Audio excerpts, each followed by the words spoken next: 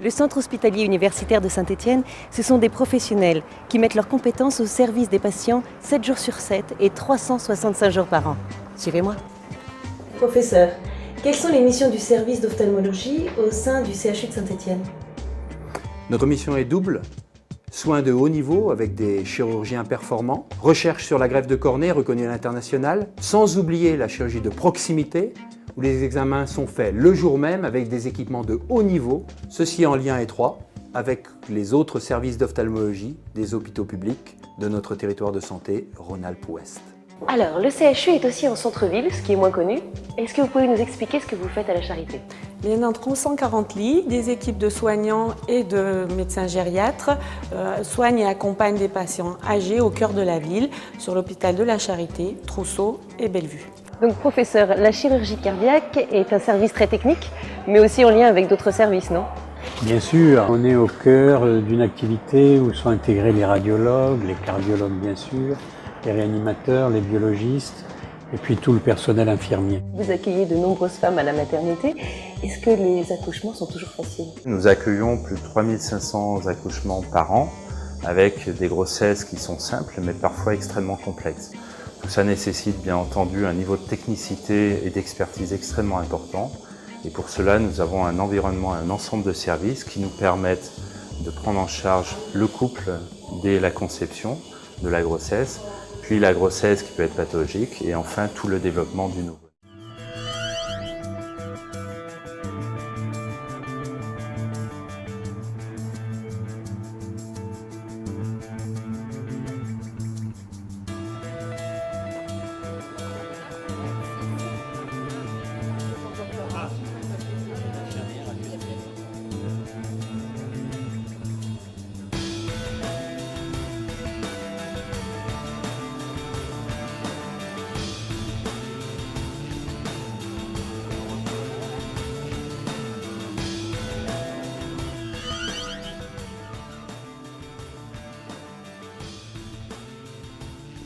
D'un organe, un débit, on répond. Et grâce au TDM qui est souvent associé maintenant, on arrive à fusionner le fonctionnel et l'anatomique. Mais la scintigraphie, c'est pas systématiquement tout le corps, comme vous en faites? Non. Non, ça peut être pas sectorisé. Scintigraphie thyroïdienne, on fait que la thyroïde. Oui, on bouge là, pas. En l'occurrence, on injecte de l'iode radioactif. L'iode, il est capté que par la thyroïde. Donc, il va aller se fixer sur la thyroïde et ça va rendre compte de la fonction de la thyroïde.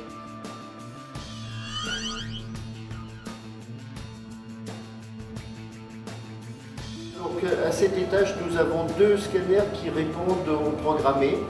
Et à l'étage du dessous, nous avons un scanner qui répond uniquement à l'urgence.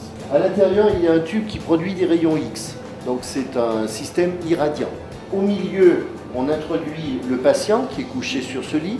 Et à l'autre bout, en face du tube, on a un système de détecteur. Le tube émet des photons X d'une certaine énergie. Ils vont traverser le corps humain.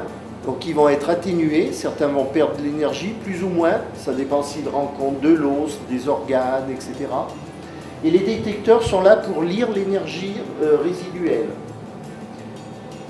transformer cette énergie en signal électrique et nous donner une image.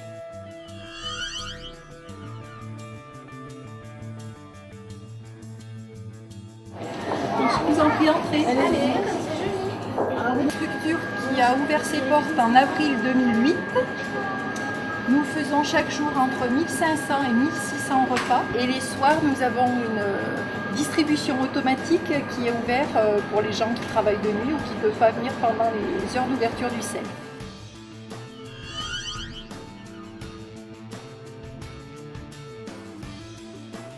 Bonjour, bienvenue à l'unité centrale de production culinaire du CHU. Ici, nous sommes sur une structure qui a été ouverte en 2004 et qui fabrique aujourd'hui 7500 repas jour. L'ensemble des denrées cuisinées sont donc conditionnées ici, refroidies à 3 degrés, ensuite stockées en chambre froide et renvoyées sur l'ensemble des offices pour les patients et sur les 3 selfs.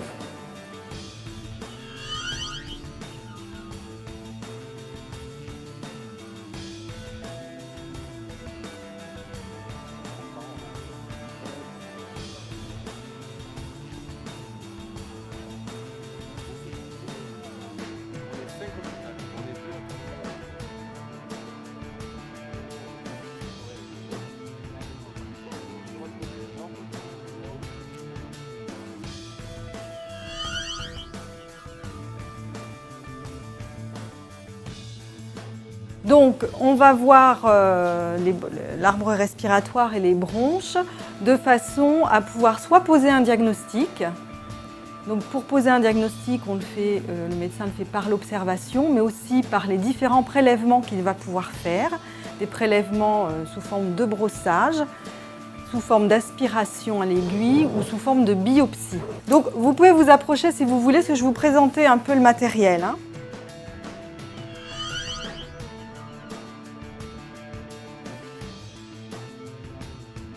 Bienvenue au laboratoire de biologie de la reproduction. Donc ici, nous faisons à la fois du diagnostic, c'est-à-dire qu'on fait des examens de sperme pour les messieurs qui viennent faire un bilan pour voir les problèmes d'infertilité, d'où ils peuvent venir. Et en même temps, il y a une partie thérapeutique où on va prendre en charge les couples pour réaliser soit les inséminations, soit les fécondations in vitro.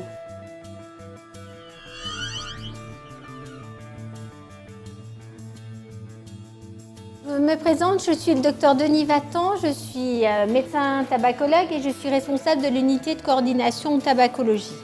Nous avons mis en place une équipe de liaison en tabacologie qui est à cheval sur le CHU et le centre de cancérologie à côté. Par rapport aux autres cancers, ce sont des autres cancers, c'est celui qui a le plus fort taux de mortalité. Même un petit fumeur a des risques pour son tabagisme.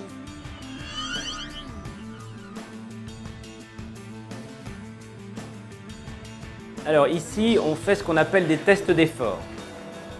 C'est-à-dire qu'on va demander aux patients de faire un effort, soit sur une bicyclette, soit éventuellement sur un tapis roulant. Donc on peut enregistrer à la fois votre cœur avec l'électrocardiogramme ici, et donc détecter une anomalie du cœur. Ça, souvent, le cardiologue il fait ça et il enregistre uniquement le cœur pendant que vous pédalez.